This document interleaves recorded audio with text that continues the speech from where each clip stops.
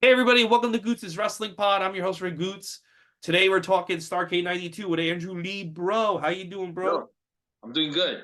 But you got a Sting shirt Yeah, on? I'm repeating. I for the first time ever, I repeated a shirt. It's been a year and a month, and I finally repeated a shirt. I was wearing a Stone Cold shirt, and then I was like, oh fuck, he's not on this pay-per-view because he's been on every pay-per-view in Oh '92, and I yeah, know how come Steve Austin was not on this pay-per-view? He got they're injured? No, because they're idiots. I don't. He has to be injured because it makes no sense. Everyone's pulling double duty. You have guys from Japan on the show, but you don't have Steve Austin. That makes no fucking sense to me. Some people were doing triple duty. Yeah, triple duty, which is Mhm. like, That's um, insane. I don't think besides like King of the Ring, I don't think I've seen like somebody have to do like triple duty on a show. well, it's like three different.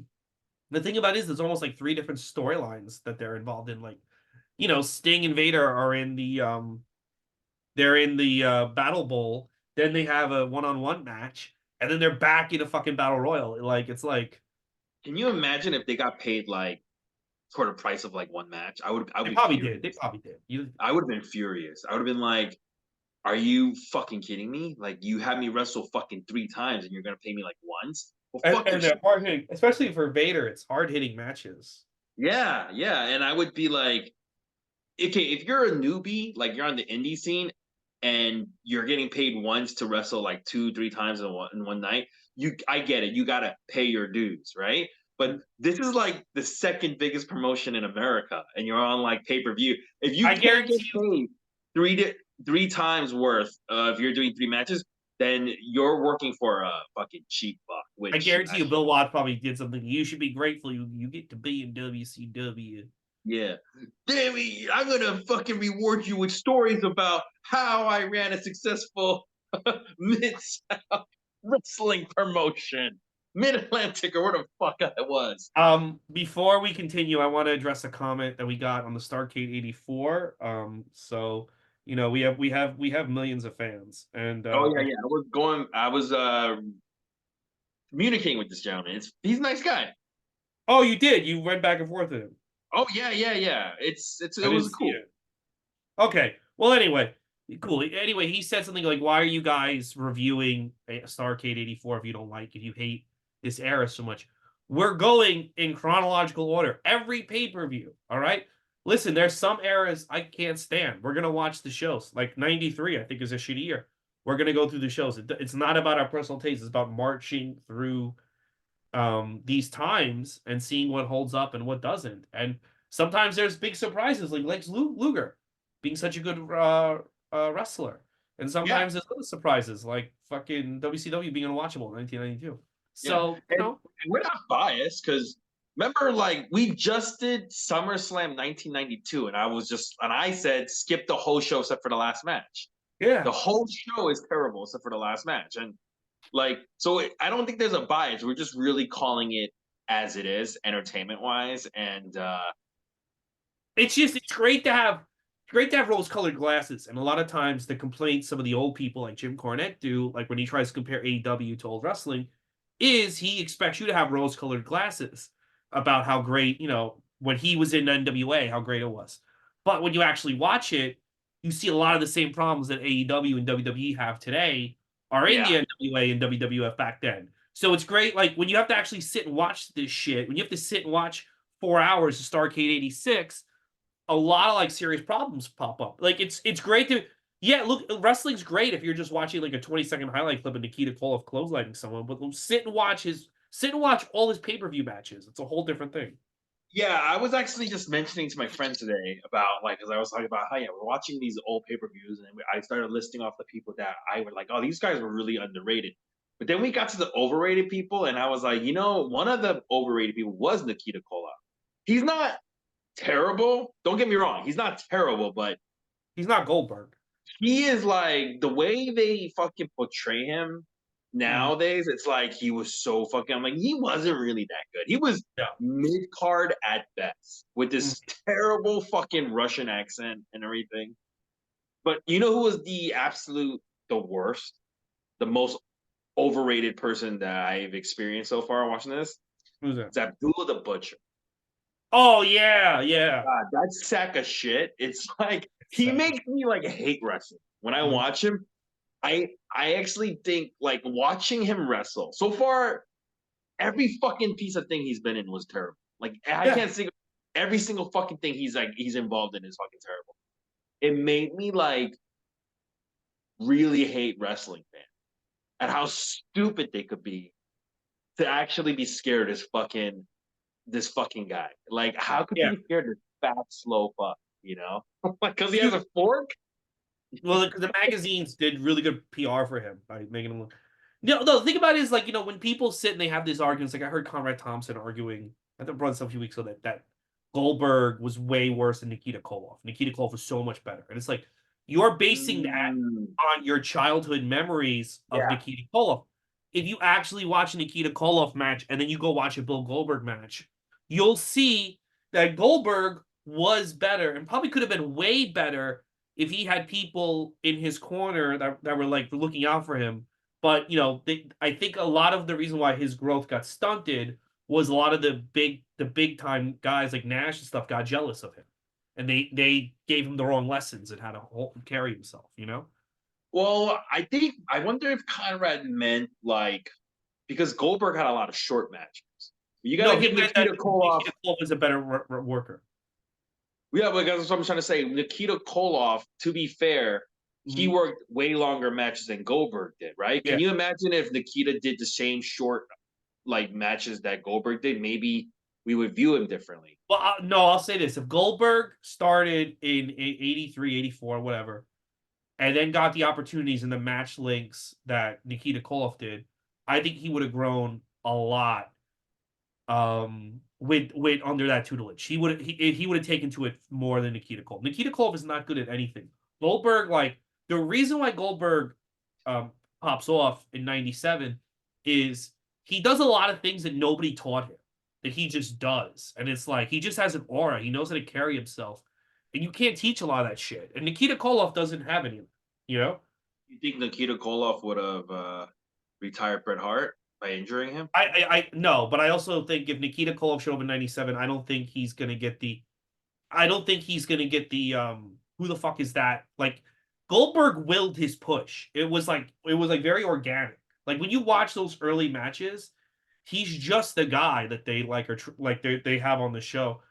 But like he willed that push. He willed that push into existence. I don't think Nikita Koloff could have in that era. I think he Uh, would have been like he probably would have joined the NWO. He'd be like another Buff Bagwell Conan.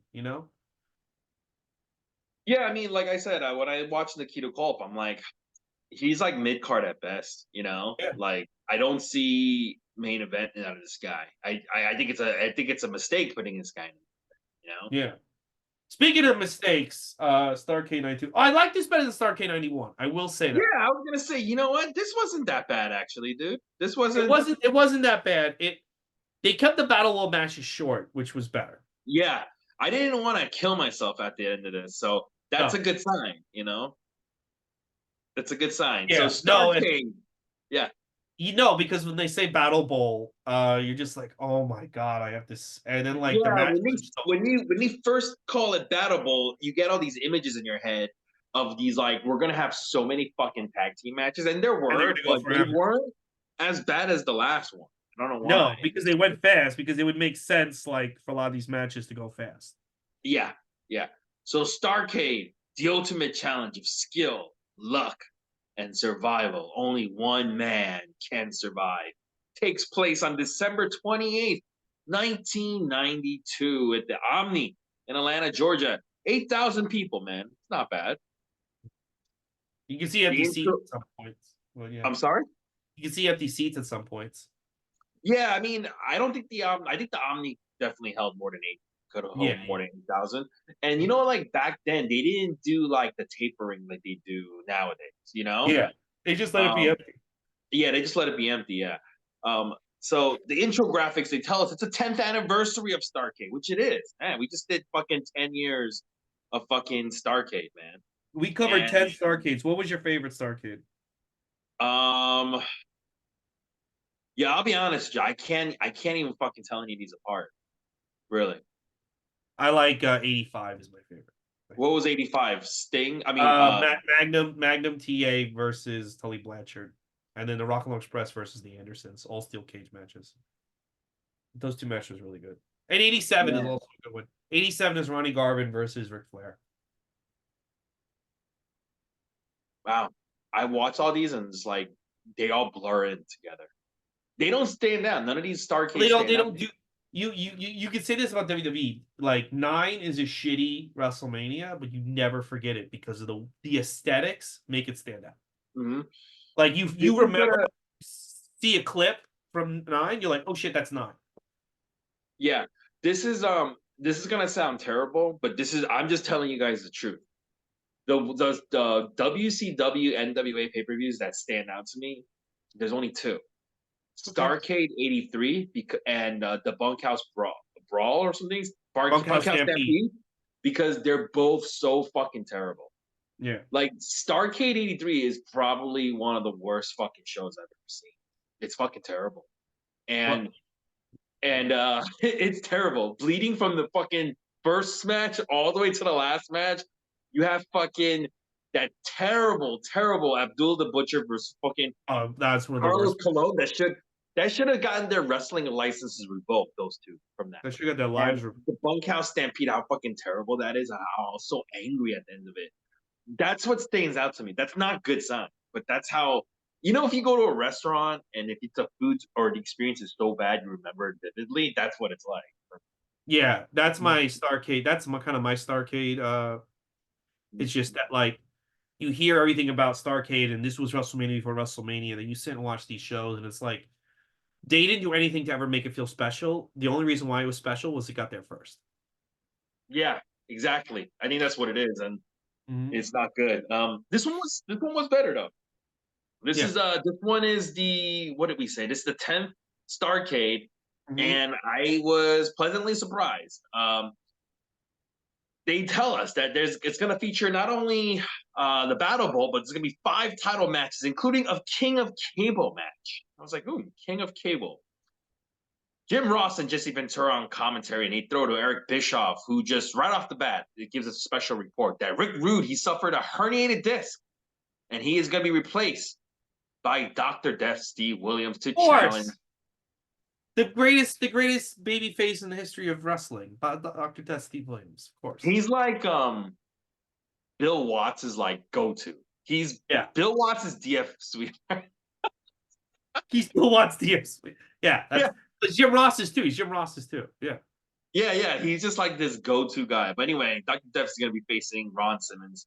Tony Schiavone, he's in the ring with the man himself, the legend, Bill Watts, and Hank Aaron, some fucking baseball jobber.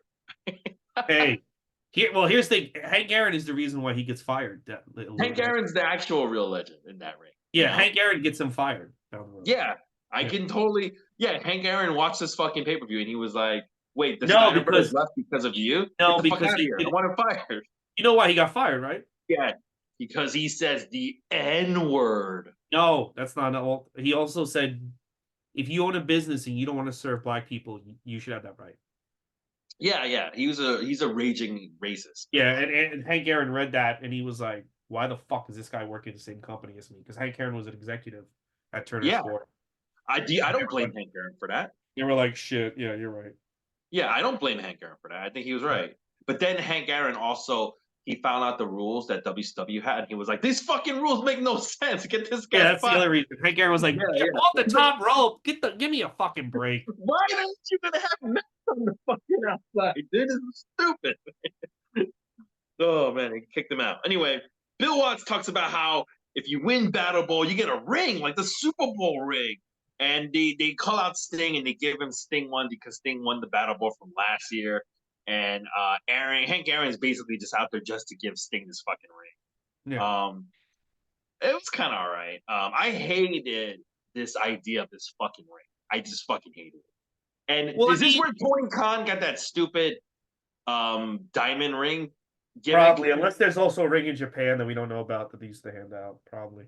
Yeah, I hate this ring idea. I don't like it. It's stupid. Why don't you like getting a ring? Like, because in real sports, you get a ring. It's like You know why, and especially I don't like the one in the AEW. I don't mind so much, but this one because it's like it's almost like a title. It's the same fucking ring, and you hold it for a year, right? But Oh no, this you one. get a ring for each year. So if Sting had won, he would have a second No, ring. no, no. I'm talking about AEW. The one I don't mind the Oh, AEW one because it's the okay. same fucking ring. It's almost like a title. This one I don't like because clearly they're doing this because of the Super Bowl. Yeah, And they they want to keep be more like real sport. referencing the Super Bowl, and it's just like, dude, this is not football. Can you guys stop trying to make this like football and like comparing it to football? Because all you do when you do that is it reminds me that this is not as good as football. Well, I think it could have worked if they did this. If like, 'cause remember, if you get a new ring every year, every time you win this, if they kept this going, let's say like Battle Bowl is still happening today, and there's a guy who wins like 10 Battle Bowls, and when he cuts his promo, he has all the rings in his hand, like he's Thanos. I think it could work as like kind of a prop for a guy to like show off, like look at all the things I've done in WCW. But they like abandoned it after, so it doesn't matter. like Hal Jordan.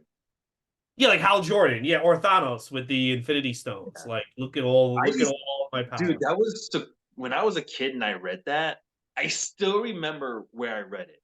Like I Are you talking did about not Hal really Jordan with know. the rings?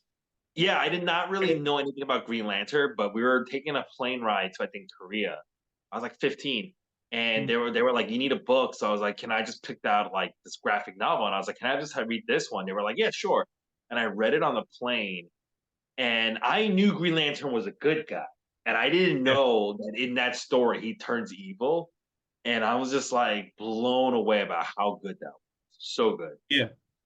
Emerald No, I Taylor. hear you. Yeah. I hear you. I wish I was reviewing that right now. Instead, I have to review this. But actually, it's not that bad. Larry Zbyszko and Missy Hyatt, they are with Tony Schiavone, and they're at the lottery. They're going to pick the names for the Battle Bowls later on. And we're going to get our first Lethal Lottery tag match. It is Van Hammer, Heavy Metal Van Hammer, and Dangerous Dan Spivey versus Cactus Jack and Johnny B. Bad. I was so glad that it was not Abdul the Butcher. I was like, yes, He's I out. I don't. think he's out. I think he's out and he stays out. I don't think you're going to see Yeah, him. thank God. But I meant like I know he was Cactus's partner, so I'm just glad. I hated That that was that was partnership. that was almost that was the last time I think Cactus has had no partner since the summer. He's Yeah. been partnerless. I hated that partnership, by the way. It's so stupid. It's like we're partners, but we also crazy, so we fight each other. Get it? Like, no, this is stupid. You're Yeah. stupid. Oh, Like, it's brutal, brutally yeah. stupid. So Van Hammer and Cactus Jack to start off, but when Johnny B. Bad comes in, he hits a Hurricanrana and fucking Van Hammer lands right on his fucking head. This however, I watched it repeatedly. This is more Van Hammer's fault than fucking Mark Merrow because Mark Merrow, Johnny B. Bad, he actually did it perfectly fine. Just Hammer didn't go. He didn't do the full rotation. That's why he landed on his head. Well, I don't think Hammer should be taking Hurricane Runs. I don't think he knows how to do it. Yeah, I mean, Hurricanranas were not like a thing back then, so I don't think it should have. Yeah, maybe Hammer's not the guy to do it to, right? No, Hammer's not the guy to do it to in that Yeah. ring. Spivey tags himself in and he starts beating on Johnny B. Bad and he beats on a Cactus Jack and then Johnny B. Bad comes in and he drops what do you call it? He tries to do an elbow drop, but then he lands on Cactus Jack by accident because Mhm. fucking Johnny B. Bad because what do you call it? Somebody moves out of the way. And then like Cactus Jack gets up and he fucking shoves Johnny B. Bad. Like, what the fuck? Why'd you do that? And then like fucking Johnny B. Bad's got this power of the punch gimmick. So he fucking left hooks him. Cactus goes down and Van Hammer just rolls him up for the win. Johnny B. Bad just watches as his partner gets fucking pinned and he just leaves in disgust. But I'm like, yeah, but because you lost, he lost, you lost too. You can't be imbattable and wrestle two times to get Well, paid I one. think he didn't care. He's like, I already want to team with this guy. So Yeah. What did yeah. you think? I was surprised how short this was. Especially, I know they were pushing Cactus Jack and Johnny B. Bad back then, and they're in and out. I really thought when they came out, I was like, oh, Cactus and Johnny B. Bad are going to win because people remember them. Nobody remembers the other. I mean, people do remember Dan Spivey, but like not like. And I was Yeah, shocked yeah, when they're that not other as team. colorful as Cactus and Johnny Yeah, Beck. I was shocked those two guys won, and they won so fast. But yeah, again, maybe when they got there, they were like, Cactus was like, I'm not really feeling up to it, or I'm injured. Maybe like Maybe like that team was injured, so like we're just gonna end the match real fast. I don't know, but it really. But then I got excited because I'm like, oh my god, that's great! Only 3 more of these stupid matches left, and then we get to real matches. Like, okay, great. So, but I was shocked that they lost so fast. Maybe Bill Watts asked Cactus to take a bump on the outside of the ring, and Cactus was like, "I'm a little beat up. Can I not do it?" And he goes, "Guess what? You're losing the fucking match Guess then." what? You'll just job horribly. Yeah. I will say this. This is like the part of the problem why I can't tell any of these fucking Starrcades apart. What's You're that? telling me that Cactus and Johnny B. Bads are the guys that are getting pushed, right? Yeah, If this is my first time watching this show, like I said, I'm just like a person who just fucking tuned in, right? I don't know anything about what's going on. I could not tell that from watching this at all. I know. That's Yeah, how. That's why I can't tell any of these fucking shitty shows apart. Anyway, Tony Schiavone, he is with Larry Zbyszko and Missy Hyatt, and then they pick the next two names. They're going to be doing this every round. yeah, They pick Dustin Rhodes and Big Van Vader versus Kensuke Sasaki from New Japan and the Barbarian. yeah. It's another lottery tag match. Tag match number 2. Vader and Barbarian, they start off and they first shake hands, but then Vader like shoves him. And they do a whole bunch of like collisions where they keep bumping into each other. That's kind of cool because they're both big fucking dudes. Yeah, But this Vader, match, this was actually a pretty interesting match. Yeah, yeah, because like they're both Barbarian and Vader are both bad guys. They're both big bad guys. So the fact that they're both like trying to like watching two like rams like run into each other, it was kind of interesting. Vader does get the upper hand though, and then eventually Dustin gets tagged in. And one of the reasons why I realized I like this match so much is because Dustin Rhodes, every single match he's in is pretty fucking good usually. yeah, You know, yeah. except for the match he was in with But the Doctor thing Death. about it I is know like that. Vader is hitting hard, like he's Andre the Giant, but he's bumping like a cruiserweight. Like Yeah, it's a really good like they're hitting each other hard, but like it's not just Vader hitting these guys hard and then they like run. It's like they're like, oh, okay, we're gonna hit you hard too, and we're gonna throw you around, and Vader sells it. This was, I think, the best Battle Bowl tag match in American history. There's not that many of them, but I thought this was a great match for the concept that they were going for. um, I'm not saying it's the best match on the show, but in terms of the Battle Bowl tag matches, this was my favorite. yeah.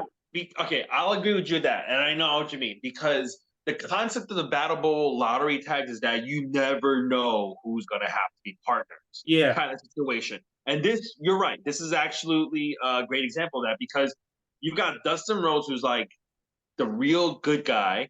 You Mm-hmm. got Vader, who's a scary bad guy, versus another scary bad guy and Mm-hmm. some random guy from Japan. So But it's he's very also, but random. he's a good guy. But he's a good guy. Yeah. Yeah, but it's just very random, is what I'm trying to Yeah. say.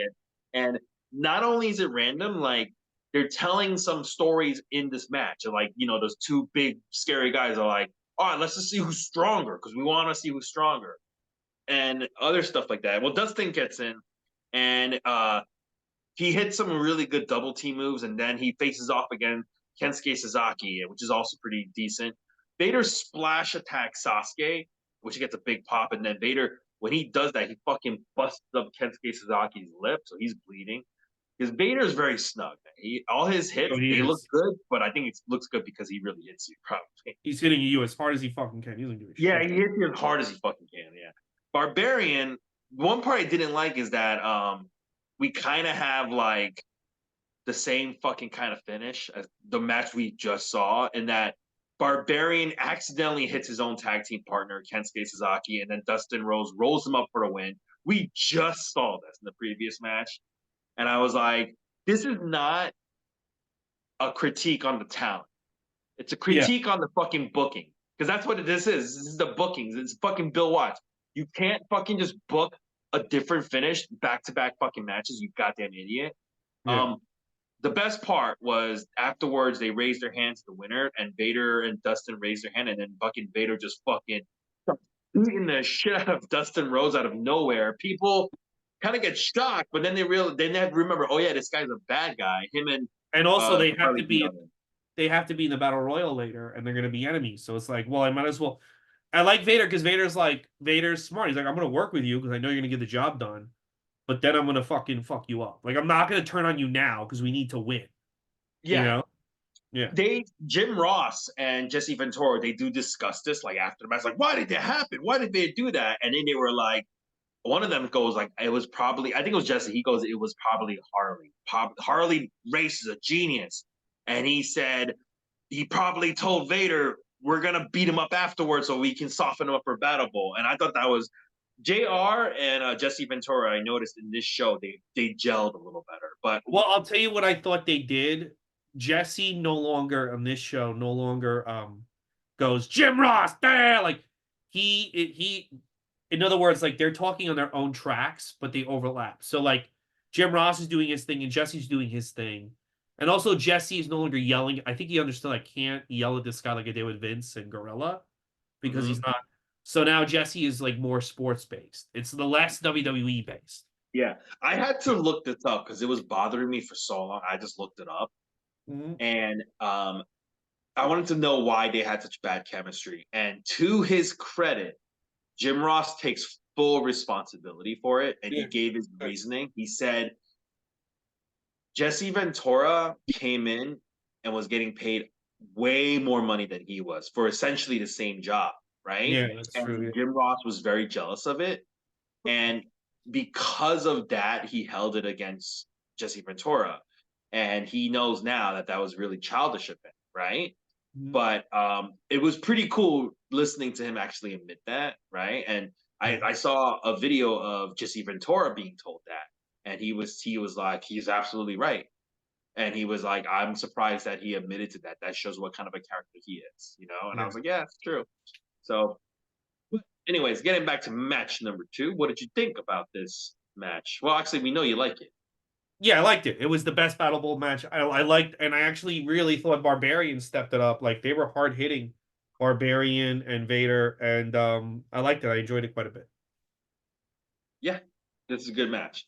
We're gonna go to match number three, which is also the lottery tag match. It is Barry Windham and the Great Muta versus Too Cold Scorpio and Brian Pillman. This is fucking cool seeing Too Cold in here.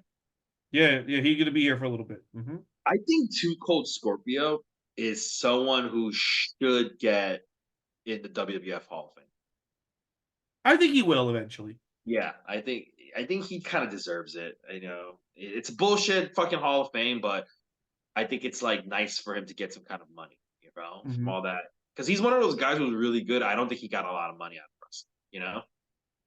I don't think he got a lot out of wrestling, and like I kind of feel like his contributions have been downplayed for years and years. You know? Yeah, that's a very good. Yeah, yeah. His contributions were really downplayed, even, and I think he deserves something, you know? Yeah.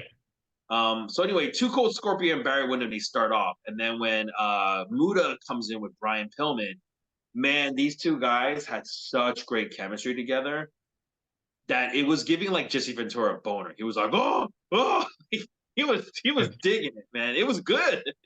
Yeah, it was good. Yeah. Brian Pillman, like, man, he was like so fucking good. He really It was. was. Yeah, he could go like remember like he could go with Liger and he could go with Muda, and it was just like, man, this guy can fucking really move. He could keep up with everybody. Um, Brian Pillman, I think a lot of times people forget how good he was because we only know him like post injury, right? But you And when he was forget he doing the was, crazy shit, but yeah, to me, the crazy shit, like I didn't realize how much people put stock in it until later because I wasn't. I always just saw him as a great cruiserweight. I was surprised, like that people. The main thing that people take from him, and even when like Lexi King, when Lexi, they're like they wanted him to do crazy shit like this, and I'm like, that to me, that's not Brian Pillman. To me, this is Brian Pillman. We're watching it on this show. yeah, yeah. This is the first time I ever saw Brian was when he was flying Brian Pillman, you know, and Yeah.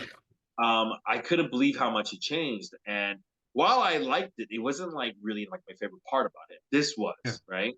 hmm So Pillman and Wyndham, they get into like a chop fest. They're just chopping each other, and they're just like, "Oh, we gotta slow this shit down because my chest fucking hurts." Muda comes in, he's a jumping back kick, and the crowd loves it. This crowd loves Muda. hmm Muda, not only does he have great chemistry with Brian Pillman, he also has great chemistry with Too Cold Scorpio because Too Cold was doing some crazy fucking moves in this thing. He was hitting some like some springboards and shit like that. I was like, what the fuck? This was also a really good match, right? And then Wyndham, he hits a huge like lifting DDT on Two Cold Scorpio, which pretty much kills him. And then Muta, he signals Muta. Muta goes up, hits a moonsault, and he misses fucking Two Cold, but like he gets him enough that it's like whatever, they win, you know, because that DDT that Wyndham hits is so powerful that you're willing to accept that even though Muta missed the moonsault, like Yeah, it's yeah, fine. yeah. He was knocked out, dude. Like, yeah, he's knocked out. I like this match a lot too. But I liked it better than actually the Vader match, the previous one. What did you think? Oh, yeah, I liked it. I liked the Vader match more because I felt it was more hard hitting and stuff. But yeah, it's a pretty good match. Like again, like they're figuring it out. They're last year was so bad with the Battle Bowl, but they're figuring out what makes this special. You know, it's Yeah. like seeing guys work together that you wouldn't think you're gonna see work together. Yeah. We're gonna go to match number 4, lethal lottery tag of Sting and Dr. Death Steve Williams versus Eric Watts and Jushin Liger. Poor Jushin Liger, man. Of all the fucking people who could be like doing double duty, and you have Liger there, and you don't have him do double duty, right? Nope, nope. That's so stupid. You know, it's so dumb. They don't do no, you know, he Yeah, doesn't do double duty. Sorry. yeah, and even like Brian Pillman, you know, but we also know like fucking Bill Watts hates Brian's Brian. doing double duty. Yeah, What? Brian Oh does yeah, he double. does. He actually does. He does. He does. Yeah, later on. Anyways, Liger and Sting they start, and then Bill Watts, not Bill Watts, Eric Watts gets in. He gets in there with Doctor Death, and Doctor Death starts giving him these fucking like, "Hey, welcome to the business chops." Right? He's just like fucking slapping the shit out of him, and I was yeah, man, fucking give him, make him fucking pay for this shit. Liger gets in there with Doctor Death, who clotheslines him really hard. That gets cheers. And then Sting and Doctor Death, they both they take turns working on Liger. Eric Watts makes the hot tag in, and then it's so fucking comical because Eric Watts is skinny. He's not that bulky. He's pretty skinny, and he's green. He's very like you could tell he's new. And you're watching Doctor Death have to sell for this guy, and it's so like he's not even selling well. You could tell he's like not into like, I have to make this guy look good, and you could tell he's not that into it. It just looks comical. It looks so phony to me. And then Doc hits him with a stun gun, like you know, where you drape him over the top rope uh, on Eric Watts for the win. What did you think about this? I mean, I don't know. This is the second time they put Jushin Liger in a match where he can't really get anything out of it. Yeah, And this is they did it again. They did it before in Starrcade 81, and I don't know why you. I guess he comes with Great Muta and the other guy, but it's just like it's kind of wasting him. But you know what? Maybe also that like we really can't go too crazy because Sting has to wrestle two big matches, so just get in and it's out. you have Liger be the one who gets the heat put on him, and you have Eric Watts be the one who makes the hot tag save. Yeah. Wow. Because that's Bill Watts' kid. He's trying to push his Yeah. kid. Bill Watts is he's an idiot. He's an Yeah. idiot. He's a Mhm. fucking idiot, man. Tony Schiavone and Larry Zabisco, they were like, Missy, we don't need you anymore. Get the fuck out of here. Basically. And they start talking about the Muta and Chono, and they show you clips of their match in Japan. They were like, "Oh, this match in Japan was so good. You guys are in for a treat." Psych! Ain't gonna happen here, guys. Match number 5. It is for the NWA title. Muta versus the champion Chono. And it starts off with a stalemate. They can't like nobody can get the fucking advantage in the beginning, and they start moving to a test of strength. And then after a while, Muta hits after a long while, fucking Muta hits a superplex, and they're both down. Um, you know what's interesting? So far, this whole show, Jesse Ventura and JR, they're getting along, as you said, because Jesse stopped making these jokes. He just stopped. He just took it like seriously the whole fucking time. So they're just getting it along. And then stupid ass Jim Ross. He during this match, he asked Jesse Ventura, "Hey, you think they call it a Boston crab in Japan?" He's setting Jesse up, Yeah. and Jesse goes, "I think it's called a Hiroshima crab." And Jr. just fucking knows. I was like, "What an asshole! You set him up. Mm-hmm. The best part was there's silence, and then you hear Jesse Ventura go, "So what do you think?" What do you think there? Mm-hmm. Yeah, after he sells it and JR just goes silent, he asks him, "Hey, what do you think?" There's no fucking. There's just more silence. They're sitting right next to each other. I wonder if he's just like looking at this motherfucker, like, "What the fuck is wrong with you?" Like, I wonder Yeah. if he's like staring at him, like while he's doing this. You You know? know, I think he just like he just is like so mad that like he Jim Ross always wants to be treated with respect, and he's just so annoyed at this goofball. He gets this fucking guy just does WWF bullshit. It's been a year, he can't get over his WWF bullshit. Do you think he Meanwhile, set Jim him up Ross is like going to that become on the king of purpose? WWF. What? Do you think he set him up like that on purpose? Yeah. Because like we know he's jealous of him for the money he's making and stuff. And do you think like when he set him up, like, hey, what do you think they call it the Boston Crab in Japan? Do you think they set him up so that this motherfucker can make a joke and I'll just fucking ghost him? Yeah, Like, I think so. that's so fucking petty. It's so Mhm, funny though. It's really funny looking because like mhm. yeah, I'm imagining they're sitting next to each other, and then when that happens, like Jesse just like looks at this guy like you piece of shit, right? But you can't Yep. do anything. You got to keep going. Mhm. Anyway, that's about one of the most interesting things that happens in this match. Tells you how good this match is. So Muta hits a handspring elbow and they get some cheers. The problem is with what the problem with these Masahiro Chono matches is that up to this point, Chono he's not a bad wrestler, but he's got like no fucking charisma, He doesn't. and if you have no charisma, you can't be booked as like a dominant attacker. Yeah. In this match, he is. He's the guy who's constantly beating on fucking Muta, and Muta every once in a while hits one flashy move, then he gets constantly beat on. If you're like just like this really vanilla-ish guy, you got to be the one getting your ass kicked. And it's just the opposite in this. And you know what it reminded me of? It reminded me of really, really early Shinsuke Nakamura. It was like the same thing. Mhm. Nakamura was good back then too. He's just very vanilla.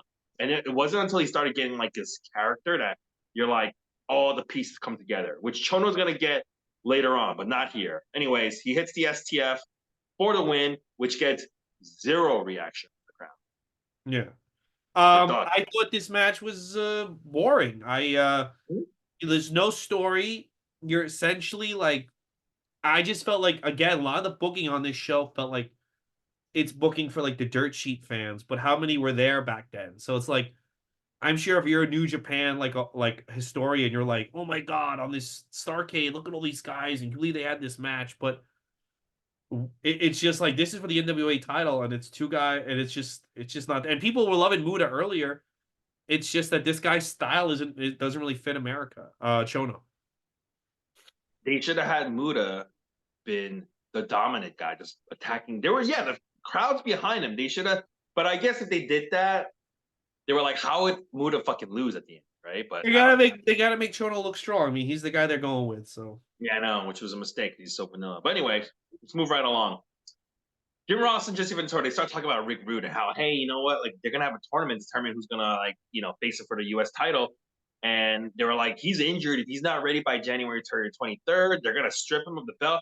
Rick Rude comes down and he's angry. He gets on the microphone. He's like, there's a conspiracy against him. WCW is conspiring against him. And he goes, but it doesn't matter because no one is taking my title. And then he leaves. And JR is like, well, regardless of what he said, doesn't matter. It's still going to be this tournament for him. And this is all we're going to see of Rick Rude. Um, yeah, I thought the promo was. I just was like the promo was whatever to me. I didn't love it or hate it. yeah, it was just like I used to I think don't when know. I was younger. Rick Rude's he got a bigger push in WCW, but he's missing something to me. He's missing something. Yeah, that's what I was gonna say. Like when I was before this rewatch, I used to think like, man, Rick Rude's someone who should have been world champion, right? Mhm. And in the beginning, when I'm watching the first part of WWF, I am thinking that too. But Yeah. now at this point, I'm like, nah, he's missing something. I don't know what the Yeah, fuck it is. because when he can't do the when he's not doing the simply ravishing and stuff, when he's like just be like, oh, I'm an asshole. I don't know. Like sometimes Vince making you focus on one thing in your personality works a lot better than he's just like he's cold averaging Rick Rude, but nothing about him really is about that gimmick. It's just I'm a tough guy, I'm gonna beat you up. That's what he's doing, and it kind of like loses a lot of he loses a lot of his mystique. So Yeah. It's definitely right.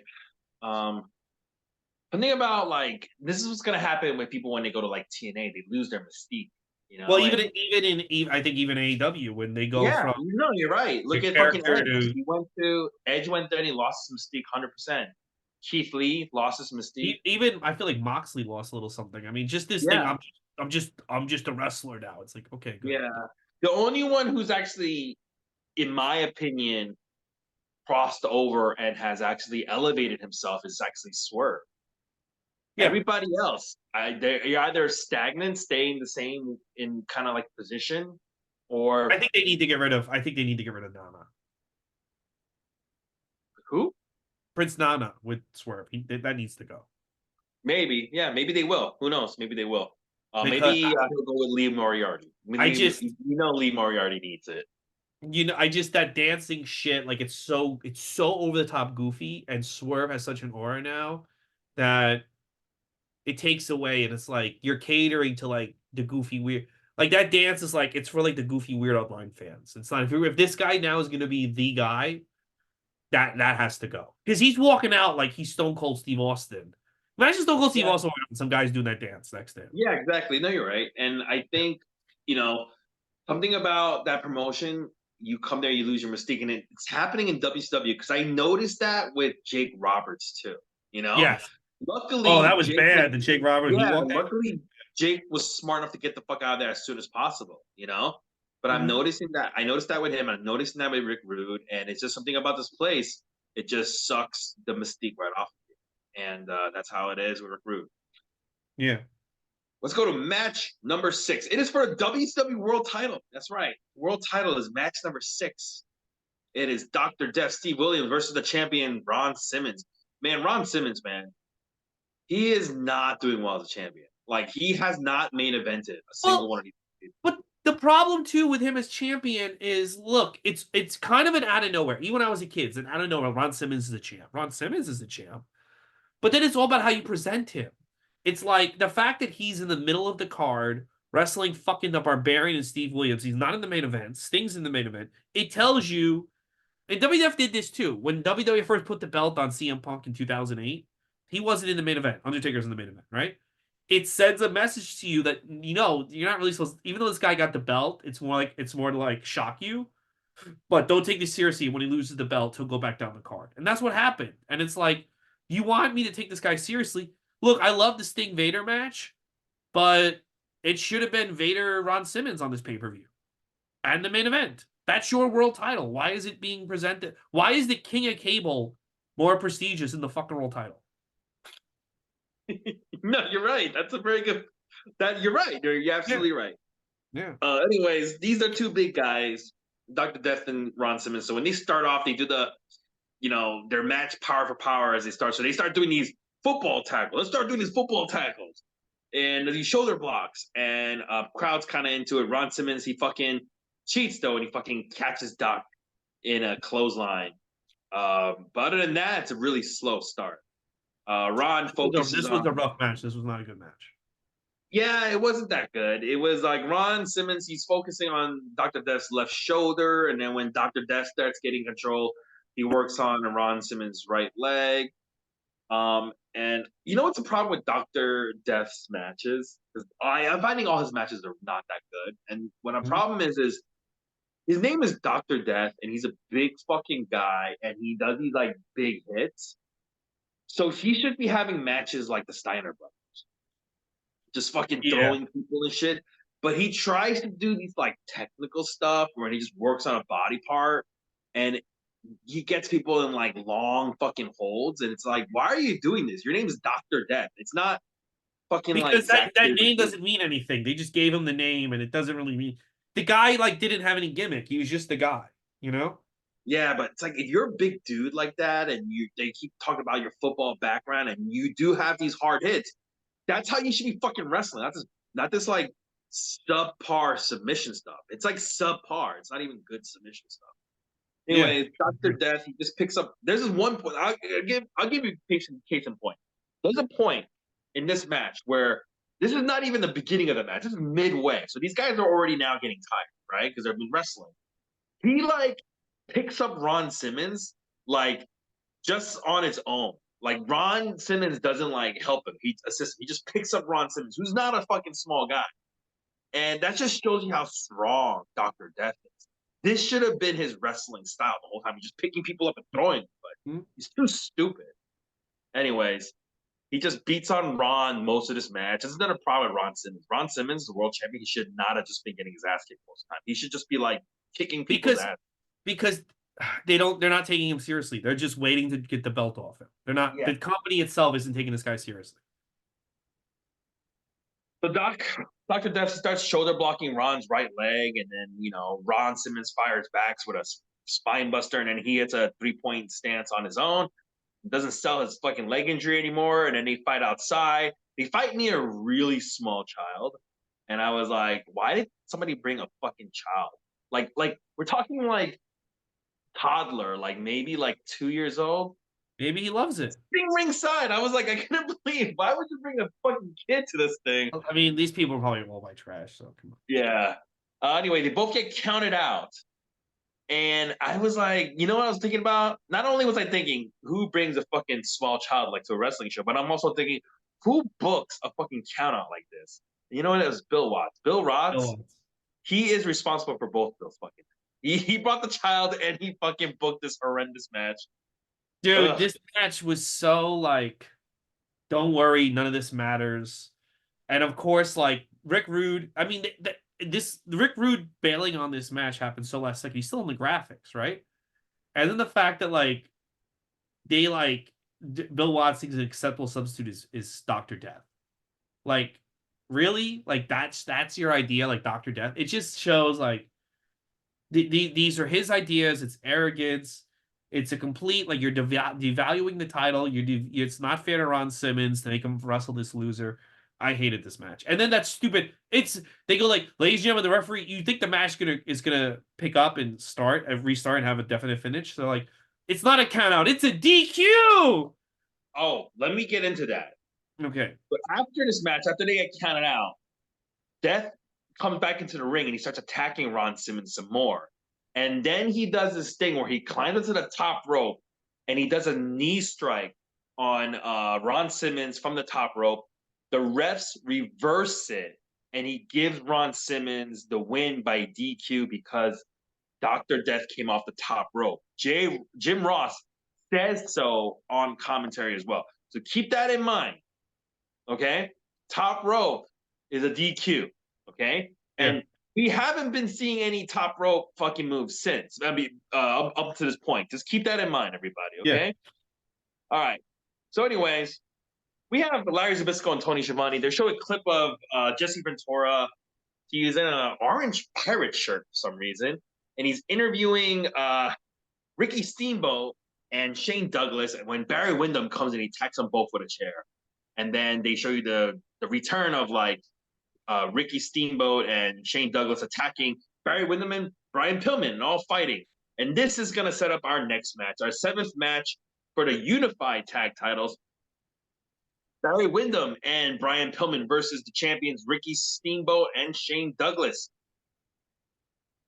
During the entrances, I couldn't help but notice that Ricky Steamboat has a new fucking theme song, and it talks about how much he loves his wife and kid. I know, yeah. This is fucking terrible. I was listening to a Cactus Jack podcast, and he was like, he was saying how bad that theme song was. It's a terrible theme song. You can find it on YouTube if you just look up Ricky Steamboat Family Man theme. It's so fucking bad. That has to be a rip. Like that has to be someone pulling a joke on Ricky. Yeah, I think so. Yeah. Someone's fucking with him. Yeah, it's so bad. And speaking of someone who like has lost their aura, Ricky Steamboat, man, from '84 to now is just not the same. Okay, but whose fault is that? Ricky Steamboat's. It's Ricky Steamboat's fault. Yeah. Jesse Ventura. He mentions how during this is the beginning of this match, he mentions how Shane Douglas likes Rush Limbaugh. And I'm like, this is the second time he's mentioning Shane Douglas's politics. You remember he did it But previously? he He, must Shane Douglas must have been like a pretty strong like right wing guy in the back. yeah, Like he must have been the guy who's like everyone's like sitting there just like doing nothing. He's like, "You was right about everything, Rush Limbaugh." For Jesse Ventura to be like, "I'm gonna fucking go after this guy," because Jesse, he's yeah. he's a basically. So I Yeah. had to look this up too because I was like, why? Because like previously he talked about how like he looks like a fucking dumb Republican. Remember that when he said Yeah, that? yeah, yeah. And I had to look this up. And Shane Douglas, he had he has his own podcast, and he talked about this. And he actually talks about how back then Jesse Ventura and him would talk politics every night. Mhm. They used to like just debate politics. And he was saying how I think Jesse Ventura was doing this like kind of like a writ, you know? Mhm. Oh, Um, is he a Democrat, Shane Douglas? no, no, like he's not. He's a He's Republican. a Republican, but that's why they would have these.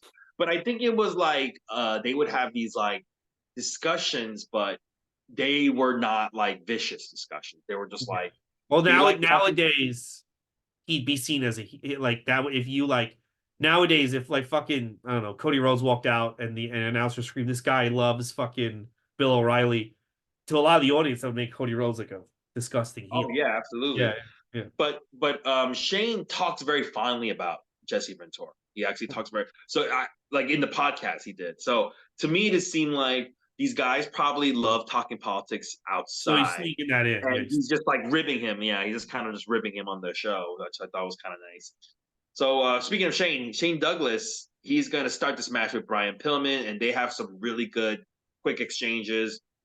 And then Ricky Steamboat and Shane Douglas, they start doing some double team moves on Barry Windham, and it doesn't really get the reaction they're looking for some reason. I don't know why. I don't think Shane Douglas is like that popular with the crowd, but he's pretty good, man. He's like, like I don't know. I think I find him very good. There's it's a very good. Shane Douglas and Ricky Steamboat. They're a pretty good tag team. They make these quick, really good tags, and they stay in charge in the beginning. Then Ricky Steamboat he clotheslines Barry Windham over the top rope, which I'm thinking, isn't this supposed to be like a DQ? well, yeah. Because this is that's a DQ. Because I was like, that's a WCW rule. You can't like throw your guy over the top rope, whatever, right? Mhm. Anyways, it's not a DQ, and they just keep fighting on the floor. I was like, damn, I thought it was a DQ. And then all of a sudden, Shane Douglas, he slams Barry Windham on the ramp. Then, while he's on the ramp, Ricky Steamboat grabs Barry and throws him over. Wait, there's a part where Ricky grabs Barry, throws him over the top rope into the ramp, which is a DQ, and then he throws him back into the ring over the top rope. I'm like, that's another DQ. I'm pretty sure these are all DQs. Um. Um, Yeah. This match was, dude. You know what this match was for me? This match. Remember, I said like we just need to kill time to get the show to 3 hours. That's what this match felt like. oh, well, I mean, I don't hate this match. I think this match is Oh, you pretty don't hate good. this match? I didn't really like this match. Okay. No, I didn't hate this match. Yeah. So Shane Douglas he drop kicks Brian Pillman on the apron and off the apron, and he fucking hits the rails, and then Shane Douglas goes up to the top turnbuckle, but then he takes a fucking dive to the floor himself, and then there's like garbage stuck all over his back, and the heels just start beating on Shane. Ricky Steamboat grabs a chair and he fucking hits Barry Windham on the outside. I feel like Ricky Steamboat's just trying to get fired at this point. Yeah, yeah, Um, yeah. the ref's not. To be fair, the ref wasn't looking at that point. Shane can't fucking get the tag in. I am really enjoying Shane Douglas' selling. He looks like he's fucking dying in there, Mhm. just getting his ass kicked. Yeah, Shane Ricky Douglas Steamboat, was he finally like around this time though, I will say he became a good worker around this time. yeah, he's a pretty good worker. Yeah, Yeah. he's vanilla, but his work is solid. And Mhm. Ricky Steamboat, he finally tags in. He cleans house to a great reaction. But then he gets hit with a huge power slam by Barry Windham, and it fucking stops all the momentum. The refs aren't looking, and when they're not looking, Brian Pillman throws Ricky Steamboat over the top rope, and this is key. Pillman, the refs not looking. Pillman throws Ricky over the top rope, and Jim Ross and Jesse say that would have been a DQ. They're but Ricky Steamboat did that fucking 3 times in front of the referee, and it's not a DQ. But Yeah. this is it's so inconsistent. Ricky does he does a chop from the top rope that also gets another no DQ. Remember, this is what caused Dr. Death to lose that match with Ron Yeah, Simmons. that's why I get annoyed. Yeah, I get annoyed in a match like this because I can't stop. Yeah, you're right. Yeah. Yeah, yeah, Mhm. it's a good match, but I understand what you're saying. They're so inconsistent. It's hard for Yeah. you to enjoy it. Yeah. Mhm. Brian Pillman hits a head scissor takedown, and after getting beat on, Ricky Steamboat makes a tag, and Shane Douglas comes in, he cleans house, and basically Shane and Brian Pillman they're fighting on the inside, and then Shane hits like fucking side belly to belly for the win. I think this is a good match, even though there was a lot of inconsistency. Liked it a lot. Um, I just found it. I wasn't into it. I don't know what was missing, but I'm glad you liked it. I just wasn't. It just felt like wrestling for the sake of wrestling. Every now and then there's a WCW match where I just glaze over, or I just like I can't get into it. And this was the match for this show. You know? I get it, brother. Yeah. Jim Ross, he recapped Vader attacking Sting and Sting returning the attack with a 2x4 where in this part you can see Vader was bracing for a hit in the back first, but then Sting hits him in the stomach first, which surprised him. That was kind of funny. This is for the King of Cable match. Vader comes out wearing a do-rag for some reason. Why was he wearing a do-rag? Maybe he had. I mean, again, these guys are not used to like going back and forth 3 or 4 times a night. Maybe he was like he forgot he had it on. Oh. It reminded me of Vince McMahon wearing a do-rag. It was Oh funny. yeah, he Yeah. would have got killed if he walked out with the do-rag. Yeah. So Vader starts off with his finger pose. I love that fucking like Vader fucking hand pose that he used to do.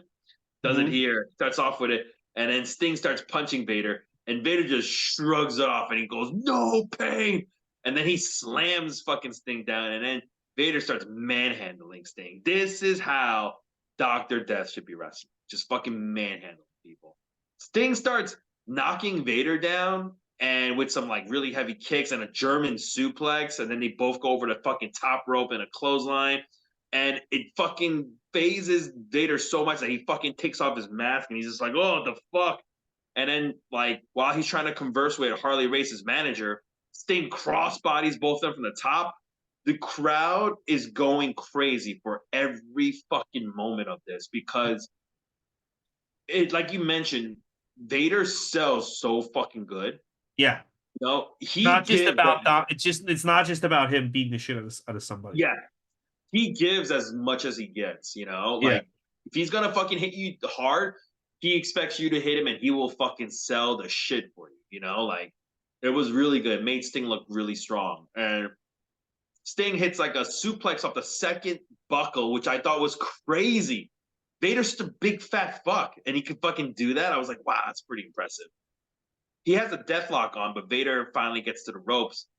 And then Sting tries to go for a stinger splash on the outside, but Vader moves and then Sting fucking hits the guardrail. And then when Vader takes him back into the ring, he now has control of this match. See, this is the storytelling I like, yeah, where the good guy's in charge, but one terrible misstep, right, where he was overzealous, is what gets the bad guy to start being in control. Vader is bleeding from the fucking mouth, right? yeah. And he starts punching Sting everywhere, just everywhere. Fucking body, face, everywhere, just punching him. They fight at the top, and Sting fucking punches Vader off, and he falls down. But Vader gets up first, and he goes back to beating the crap out of Sting. And commentators this whole time is speculating that maybe Sting. Remember, majority of Vader's offense is just punching Sting, right? Hmm.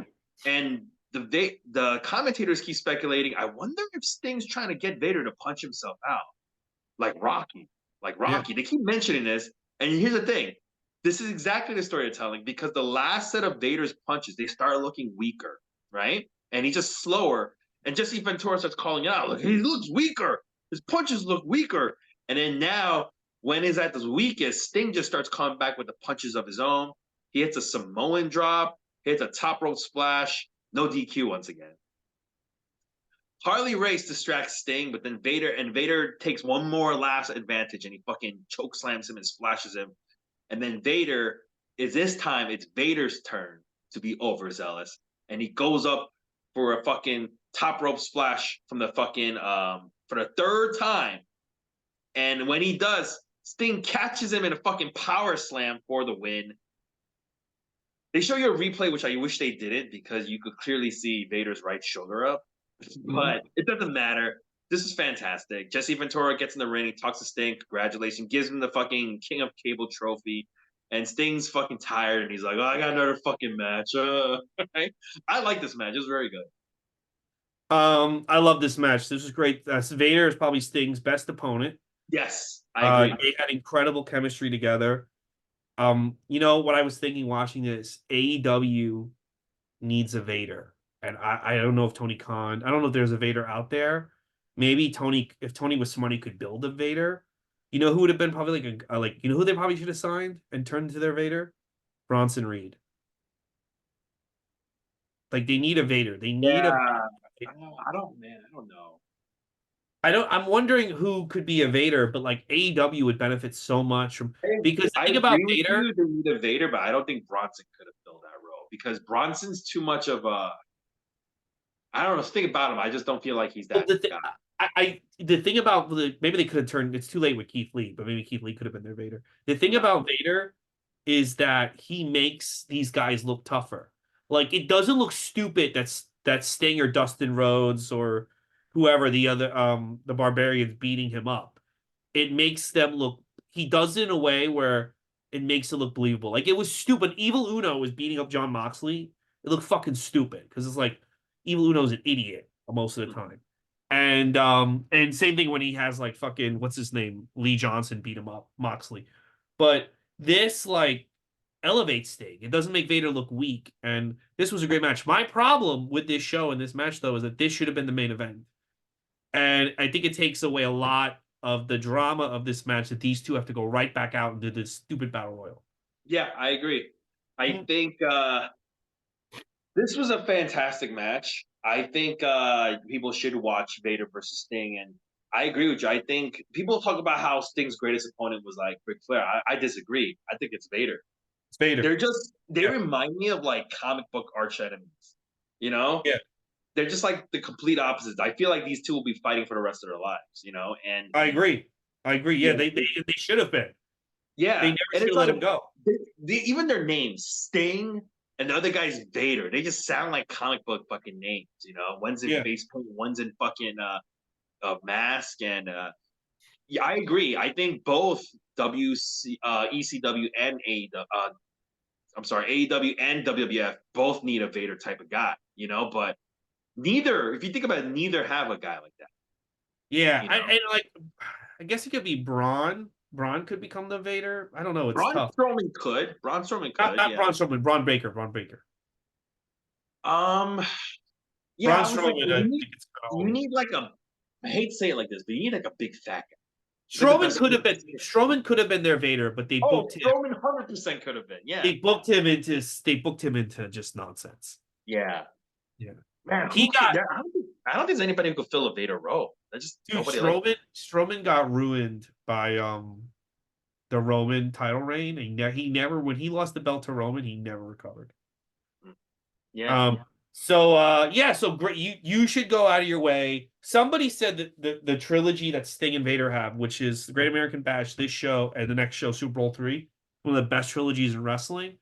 And so far, I fucking see it. What makes So these far, I matches see it. Yeah. So far, I see it. Yeah. what makes these matches stand out so much because everything else is so fucking shitty that these guys and it's like everyone who says because I think Meltzer is one of the big guys likes to say that like Sting wasn't that great of a worker. If you Oh like my for a God. Yeah. second, He said that like an idiot. Yeah. yeah, if you think Sting's not a good worker, my argument to you is these three matches. I can also throw in the Cactus Shack match from June, but this year, if you think about it, everything Sting has done this year has been a great match. Even the Luger match and even the War Games match. I know you didn't like it, but that Dude, is one of WCW's greatest matches according to everyone else. So dude, so far, some of my favorite matches in WWE has Sting in it.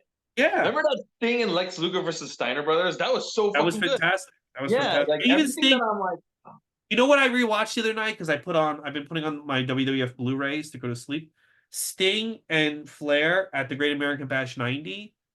And that match is still like so we just watched that match. That match is yeah, fucking good. Like Sting Sting can do it, man. But Dude, uh, I fucking the more I listen to these, watch these, I really just don't like Dave Meltzer. I just no, really because think he's wrong about everything. his opinion is so bad. I don't know how people He goes on. take He like anything he does not says like seriously. Sting, and I don't get it. Yeah, he's just like he's an idiot, dude. I don't know how people constantly reference this guy.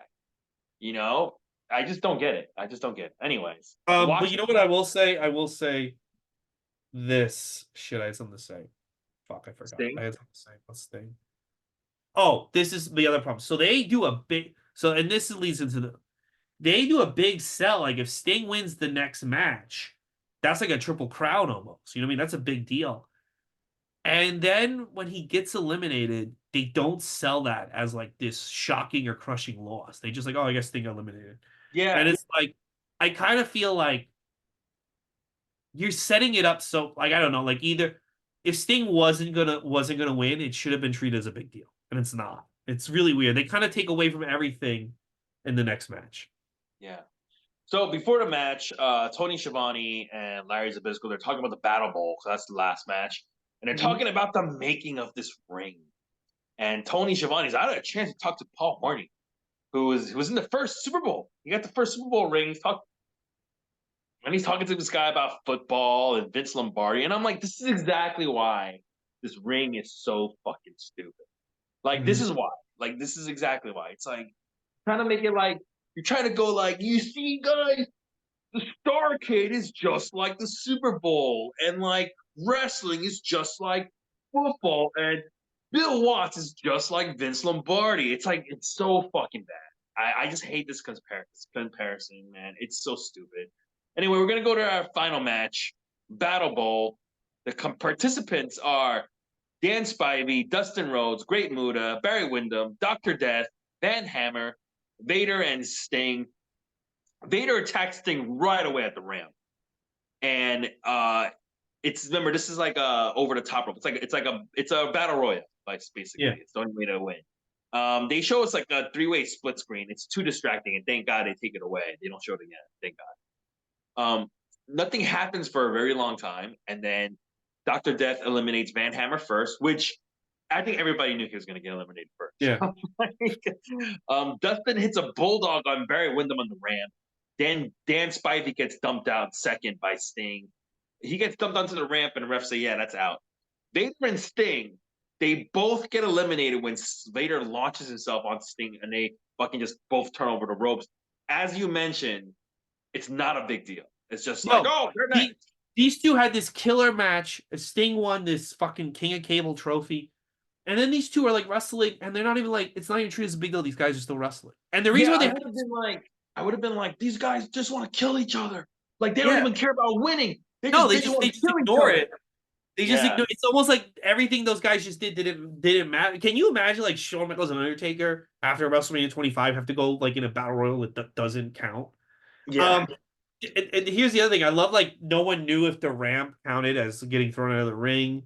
It's just like a mess. Like this main event. Like what they should have done was instead of having Sting and Vader in the Battle Bowl, why can't you just get two more random Japanese guys? yeah, Because then you could have had the Battle Royal earlier in the show, and then you end it with Sting and Vader. You know? yeah. I don't even think I would have put Sting and Vader in the lottery tag matches at No, all. I'm saying you just two. And if you can't get two random Japanese guys, I guarantee you there's like I don't know. I didn't see Terry Gordy, and I didn't see Yeah, I would might put Michael Hayes in there or whatever the fuck. maybe Buddy And Landell didn't come by. you could be like, you know what, Brian Pillman, you're gonna wrestle fucking two times tonight. You I know, mean, and listen. I mean, listen. Vader had two great matches, so like that's a plus that you have. But at the same time, it takes away from the specialness of that main event, and yeah, it does. it leaves you with a taste in your mouth when the show's over. Yeah. So Barry Windham, he's bleeding from the nose. Doctor Death, he eliminates himself and Dustin Rhodes. So the only people left are Great Muta and Barry Windham. Loud Muta chants, and Barry's he's beating on Muta, who's much smaller than him. Muta drop kicks Barry Windham out of the ring to win. Fireworks go off. While it was nice that it didn't end with like Sting winning or something, I was weird that they had Great Muta win because like Great Muta is like just gonna go back to Japan. You could have used this to like have like I don't know, Barry Windham or Dustin Rhodes win, and he'd be like, I want to fucking challenge Ron Simmons for the championship belt or something like make it more meaningful. Do you Elevate think your own talent. do you think it's part of the partnership with New Japan and to have New Japan people on the show and work together? The agreement was that Great Mood has to win Battle Bowl. Maybe you know what's crazy is like how Tony Khan has this relationship with like New Japan, and it's like my guys are always gonna like Yeah. like he's smart. He's at least he's smarter than Bill Watts because you're probably right. That's probably the deal. But like Tony Khan's smarter than Bill Watts at least, where he's like, no, on my show, my fucking guys win. I Like mean, the that's only how it thing I is. could think of maybe, and I guess we'd have to look up maybe Great Muta does get a title match on the house shows or like on WCW TV on the and they're like, oh, he gets the title shot because he won the Battle Bowl, then he lost, and he goes back to Japan. I don't know.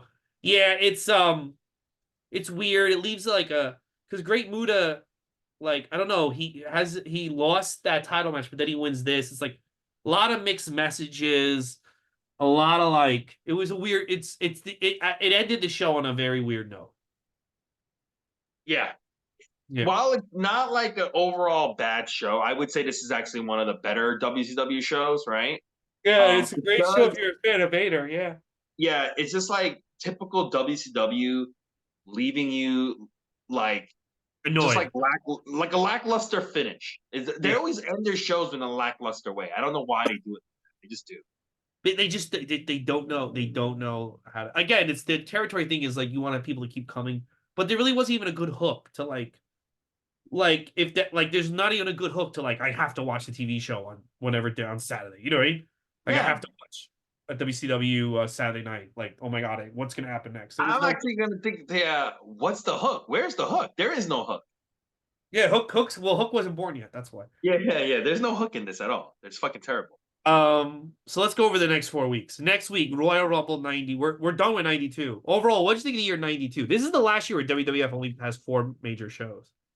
92 was a weird year because it started off with like so much like, oh my God, look at the roster on in WWF, right? And you're just so amped about it. And I think starting in 1992, you also had in WCW Sting, Lex Luger, and the Steiners, right? Yeah.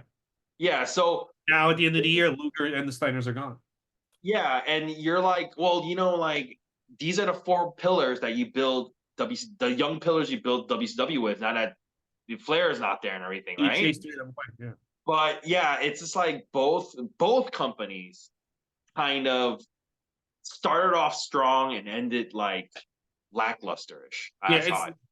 it's not a good year. It totally makes sense why this is the year that I lose interest as a kid. A lot of times during these shows, it was kind of a struggle to pay attention, especially like we reviewed Great American Bash 92 and my uncle had just passed and it I don't know, it's a rough year. It makes sense why this is the year I lose interest. But 93 is the year where I lose complete interest. By the end of the year, I'm not watching anything. And that year, we're gonna start in 1 week, Royal Rumble 93, Razor Ramon, Bret Hart. Then in 2 weeks, we have Super Bowl 3, and we're gonna have Vader versus Sting in a strap match, actually. Then in 3 weeks, we have WrestleMania 9, which is Bret Hart versus Yokozuna. And then in 4 weeks, Slamboree 93, the first Slamboree happens. And that main event is Davey Boy Smith versus Vader. What are you looking forward to? Well, I'm looking forward to Royal Rumble 1993 because you told me that's the worst Rumble, right? Or considered one of the worst Rumbles. I think it's one of the worst Rumbles, yes. Okay, so I need to. This whole time I've been saying you can't have a bad Royal Rumble, right? Mm, It's time for me to put my money. 93 and 95 are, to me, not good Rumbles. So I guess I'm about to find out if that's true or not. Yeah, you'll find out. And then What about you? What are you looking forward to the most? after this, I'm looking forward to Super Bowl 3 because I want to see Sting Vader again. So originally I was looking forward to next week because I want to watch Razor Ramon Bret Hart. But I kind of want to see how the trilogy finishes. They do have more pay-per-view matches down the road, but I want to see how the first trilogy ends. So I'm excited for Sting Vader at Super Bowl 3. That should be fun. Yeah. Yeah. I, So I guys, can't picture those three. I can't picture those two having a bad match together. no. So guys, if you enjoy the show, please subscribe. Ray Goots Comedy on TikTok, also Ray Goots on Instagram, Andrew Son of Lee on Instagram, and subscribe to the podcast. Leave a comment, leave a review. Subscribe to the YouTube channel if you're listening to this on YouTube, and that's Ray Goots Comedy. And we're gonna see you next week for the Royal Rumble. We're in 1993. We're 10 years into this journey. We'll see you Wow. then. Bye, bro.